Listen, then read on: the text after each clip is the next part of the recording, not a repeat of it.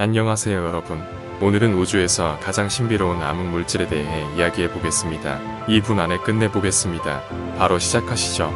암흑 물질은 간단히 말해서 우리가 직접 보거나 감지할 수 없는 신비한 물질입니다. 그럼 본다는 게 뭘까요? 우리가 사과를 보는 것은 빛이 사과를 때린 뒤 반사되어 우리 눈에 들어오면 우리는 그것을 본다고 말합니다. 하지만 암흑 물질은 빛이나 여러 에너지를 반사하거나 방출, 흡수하지 않기 때문에 망원경이나 다른 과학기기로는 볼 수 없습니다. 하지만 중력이 물질에 미치는 효과 때문에 암흑 물질이 존재한다는 것은 알고 있습니다.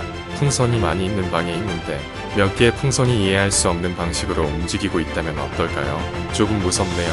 주변에 선풍기가 보이지는 않지만 풍선에 바람 같은 게 불고 있다고 결론을 내릴 수 있습니다. 마찬가지로 과학자들은 별과 은하의 움직임에 영향을 미치는 보이지 않는 무언가가 있다는 것을 알아냈고 이를 암흑 물질이라고 부르기로 했습니다.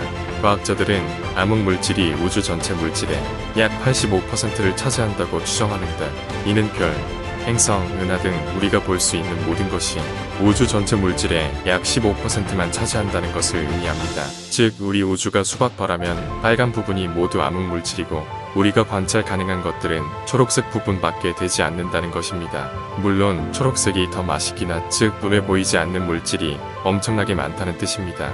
암흑 물질이 중요한 이유는 은하를 형태를 유지시켜주기 때문입니다. 암흑 물질에도 중력이 있습니다. 그래서 은하들은 암흑 물질 중력의 도움을 받아 하나로 묶여 있을 수 있습니다. 암흑 물질의 중력이 없다면 은하들은 모두 흩어졌을 겁니다.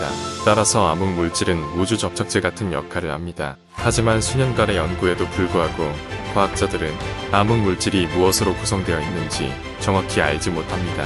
일부 이론은 암흑 물질이 아직 발견되지 않은 입자로 구성될 수 있다고 제안하는 반면 다른 이론은 중성미자나 엑시온과 같은 것들로 구성될 수 있다고 제안합니다.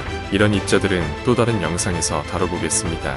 결론적으로 암흑 물질은 우리가 직접 볼 수는 없지만 중력 효과로 인해 존재한다는 것을 알고 있는 신비한 물질입니다. 벌써 2분이 지났네요. 그럼 다음 영상에서 또 뵙겠습니다. 영상을 시청해주셔서 고맙습니다.